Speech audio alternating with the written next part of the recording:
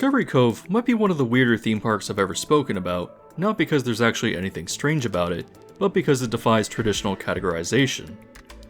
If you were to take all of the animal-based excursions from a cruise, whether it's feeding birds, touching rays, or having up-close dolphin encounters, and put all of those things into an artificial environment in Central Florida, well, you get Discovery Cove. It also fulfills an interesting niche if you're doing a multi-day vacation to Orlando, because while most theme parks have you running from ride to ride, Discovery Cove is instead about relaxation and taking everything at a leisurely pace. I suppose that's also the goal of most water parks, and Discovery Cove could loosely fall into that category, but its activities are inherently different. There are no slides, but rather just pools and rivers, and the focus is on the animal encounters and lounging. If you were not aware, Discovery Cove is owned and operated by United Parks and Resorts, which is a new name and rebrand from the former SeaWorld Entertainment. While I've had a lot of negative things to say about how they run their SeaWorld and Busch Gardens parks, Discovery Cove is something very different, sold almost as a luxury park, and with the exception of the food quality, which I'll get into later, the experience really is elevated to a significant degree. Now of course, there are no slides or rides as I just stated, but instead you're entering a carefully crafted oasis, where you'll spend the day relaxing and swimming around animals, with food, drink, and select beer and wine included. From the entrance, you're greeted with friendliness and helpful staff, and throughout the day, you'll likely interact with or at least listen to various animal ambassadors, all of which are knowledgeable and experienced. What makes Discovery Cove stand out from other parks isn't just its staff and different type of offerings, but it also has aspects that feel quite unique. Its lazy river has you travel through an aviary that you can choose to get out of and explore, and the reef has you swimming with dozens of species of fish and rays, which to my knowledge doesn't really exist on this scale in a controlled environment anywhere else. There are smaller pools and lagoons connected through waterways, and while the park isn't huge, it is large enough to actually provide a sense of discovery through its non-linear and naturalistic design. With that being said, providing and caring for the animals is not cheap, and while a lot is included in your stay, Discovery Cove does offer many upcharge experiences on top of this. In fact, Discovery Cove may be the most expensive theme park in the world, and I spent over $580 just for basic admission for 2 people, which doesn't even include swimming with dolphins, which is advertised as a core part of the experience. So, is Discovery Cove worth such a steep price for what it offers, even if it is unique among theme parks? Well, that's the question we'll be exploring today.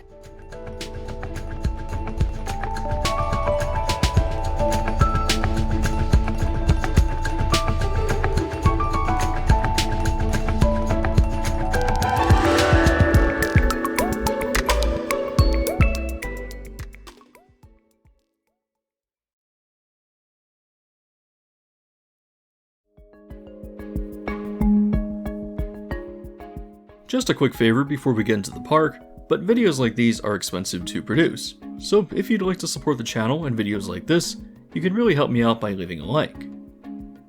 It's worth mentioning that when you enter the parking lot, parking itself is free.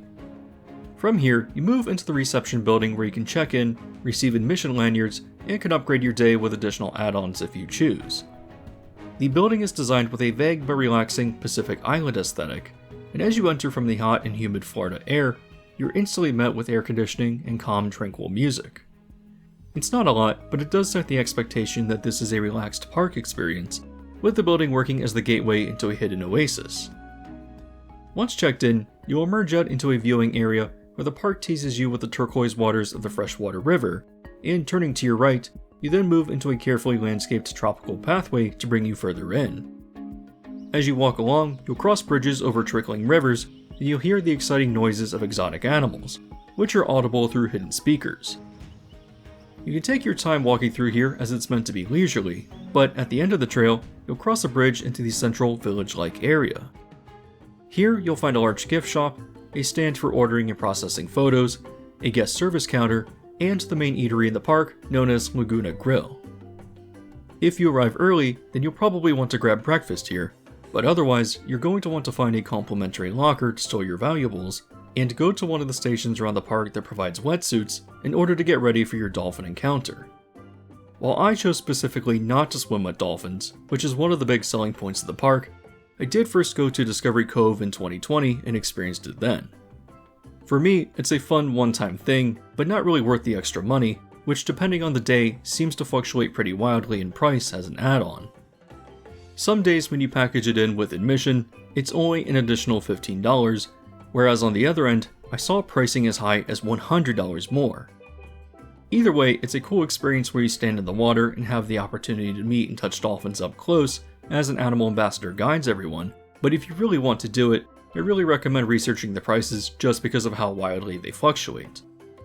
Swimming with dolphins is a key part of the experience for first-timers, but I can't say that I found it valuable enough to do it again on my second trip. Outside of this and other add-ons, which I'll touch on later though, let's explore what Discovery Cove offers with just base admission. To start, let me explain that if you just want to lounge in a beach chair all day and enjoy pretty much all the food and drink you want, including a limited selection of beer and wine, you can absolutely do that. There are snack stations located in a few areas throughout the park that serve mostly slushies, soda, and bags of chips, with one I went to also having warm cookies and pretzels under heat lamps. There are also 2 bars, one of which serves pizza, and for $40 more per person, the park does offer the premium drink package, which includes unlimited servings of their 7 tropical cocktails. These cocktails are quite strong, and for Orlando drink prices, you might as well consider this a steal, especially since you'll also get a wider variety of beer and wine selections, as well as frozen cocktails. However, with standard admission, you'll get 3 main experiences that can take up your day. Tucked in the back is Flamingo Point, which was new to me from my previous visit 4 years ago, but is exactly what you would expect. It's just a small area where you encounter flamingos behind a fence, and you can get pretty close to them, although the ambassadors do warn that they will bite if given the opportunity.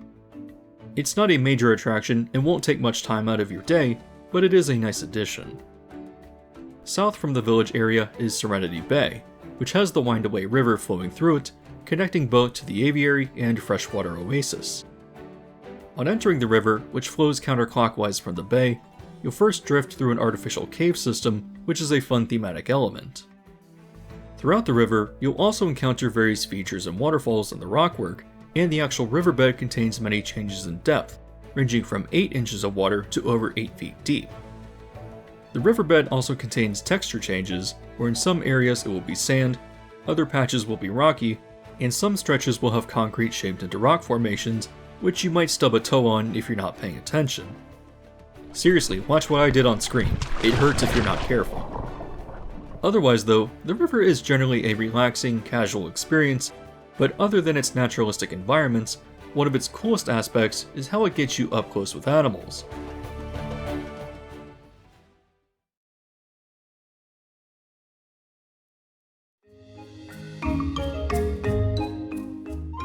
A bit after exiting the cave system, you'll encounter a cliff with a small waterfall coming off the side, which after passing underneath, you'll find yourself in an aviary. This feature in itself is impressive just because it's so unique lounging in a river through an animal exhibit, but I do think you should be warned. While the aviary is set up so that birds don't really sit directly over the water, the person I was with had a lizard land on her head, which was likely dropped from a bird flying above, and later, we witnessed a kookaburra toss a dead sardine into the water right next to us as well. Some people might not like this, but generally the birds avoid interacting with people in the river, and you'll mostly just see them off to the side. However, just before the waterfall, or in a trail off the river inside the aviary, you can actually explore the area to see and feed the various birds. Food is provided for free, and walking around, you'll encounter various animal ambassadors who will share facts and stories about the birds. The aviary is divided into 3 different sections, each housing a variety of different species, and while feeding them can be fun, I would recommend refraining from grabbing food if you don't like them landing on your hand or even your back, with the mouse birds being particularly bold. Otherwise though, this is a really cool experience, and unexpectedly took up about an hour of our day. Leaving the aviary through another waterfall and floating further down the river, you're given a few opportunities to take a short trail to the freshwater oasis. In the middle, you'll find a small island inhabited by marmosets, and while they're shy and hard to spot, there are designated times when trainers will come out and feed them. Nearby is a small cave system, and as you swim inside, you'll encounter glass looking into an exhibit with various species of small fish on the other side. This is actually the otter exhibit, and while they don't come out often, it is really exciting to see them when they do. The freshwater oasis otherwise leads back to the river, or a shallow but submerged seating area where you can enjoy drinks in the water. But walking to the other end of the park, you'll also likely encounter ambassadors with other animals, such as this armadillo. You can look for signs that tell you their schedule, but you'll likely encounter these animals while just walking around. Making your way to the west of the park, past the Dolphin Lagoon, you'll find yourself at the Grand Reef, which is the other major attraction included with admission. You're required to wear a neoprene vest provided by the park, and masks and snorkels are available as well, which I recommend grabbing. Here, the water is much colder and salty, but it is home to various tropical fish and rays, some of which are quite large and can be intimidating to swim next to. As far as I know, unless you're going in the ocean, you're really not going to get a reef experience like this, and even then, these fish will allow you to swim pretty close as they're used to human contact. You shouldn't actually touch the fish, but you can gently graze the wings of the rays if they're choosing to swim near you, which is definitely a lot of fun. There is also an upcharge experience where you can stand in the water and feed the rays, but while the website claims that prices start at $80, most of the time it's over $100 or more, which is insane. If you're going to SeaWorld too, you can feed the rays there for $5, so is it really worth a minimum of $75 more to stand knee-deep in water while doing the same thing? Discovery Cove is expensive to run, but as I'll discuss later in the video, a lot of the add-ons are wildly overpriced. Returning to the reef though, this body of water is pretty large and has a few areas to explore. Something else notable is that if you travel far enough in, you'll encounter glass separating you from another enclosure that contains various sharks, and I think I even spotted a large grouper. You won't be able to get in here without paying more as well, but you're still able to see them up close at the very least. Overall, the reef is a really cool experience, especially as you snorkel alongside the rays, and it can take up a substantial part of your day. If you're just watching this video and haven't been to Discovery Cove yourself, it might seem that the park doesn't offer much outside of its upcharge experiences, but I can promise that you'll spend a lot of time in the water. Alongside meals or hanging out at the bars or snack stands, there's more than enough to take up your entire day. So, for the price, do I think that what the park offers is worth it? Considering how unique the experiences are and how food, drinks, and even alcohol is included, I do think it's justified. Maybe it doesn't appear that way from how I'm describing it on video, but SeaWorld has really delivered an experience that you can't find elsewhere, and even if spending almost $600 for 2 people seems like a lot, the prices also drop quite a bit in the fall and winter, sometimes by a few $100s if you're curious to try it then. All of this being said though, Discovery Cove is not without its negatives, so let's discuss that next.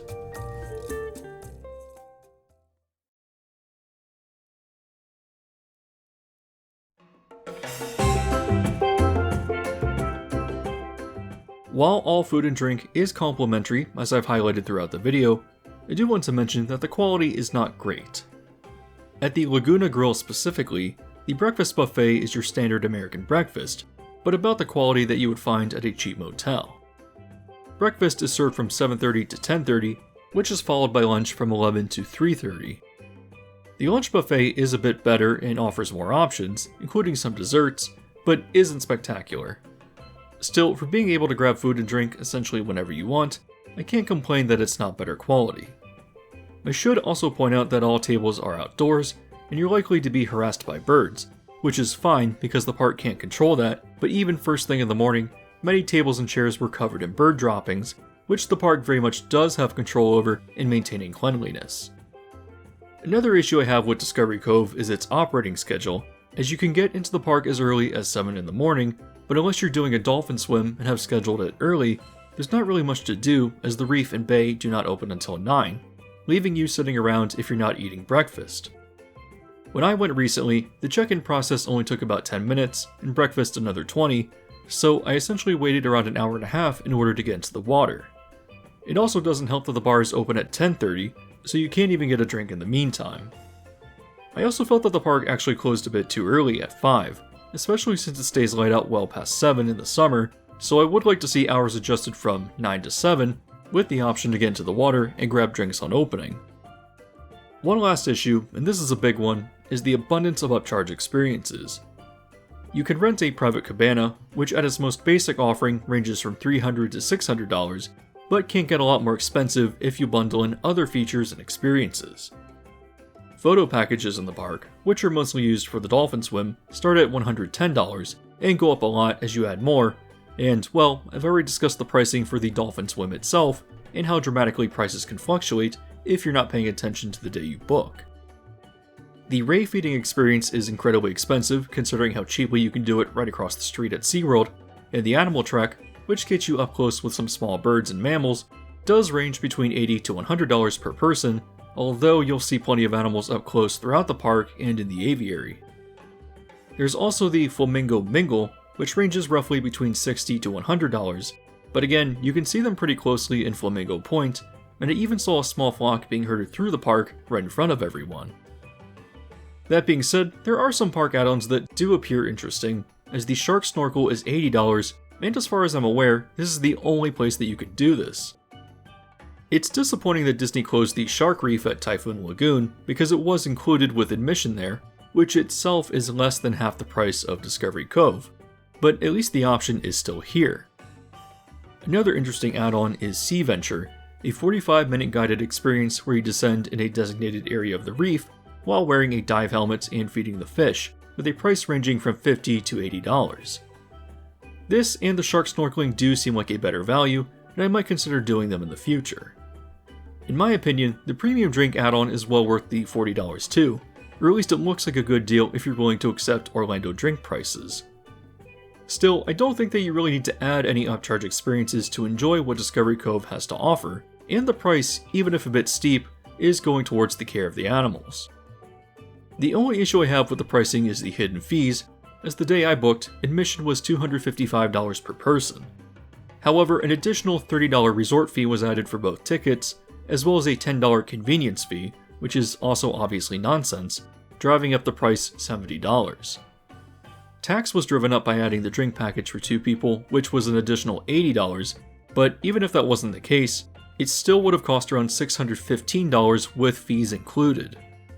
Despite that being the case though, Discovery Cove is well worth the money for the quality experiences it offers, and while not every aspect was perfect, this really is a unique type of theme park that you won't find anywhere else. Again, it may not sound like it has enough to fill your day with the base experience, but both times I've gone, I've found myself wanting it to stay open a few hours longer, which I think speaks to the value that it provides between eating, drinking, lounging in the water, and interacting with the animals. Discovery Cove is unlike anything else, offering a beautiful and well-landscaped oasis, taking the best of cruise excursions and placing them in a controlled environment with excellent safety and care for the animals. It's not perfect, but well worth the money, and I highly encourage you to check it out if you're fortunate enough to do so. As always, if you enjoyed this video and have not yet hit the like button, doing so definitely helps me reach a wider audience. And if you like videos like these but have not yet subscribed and hit the bell notification yet either, you can do so now to be alerted to new videos as they release.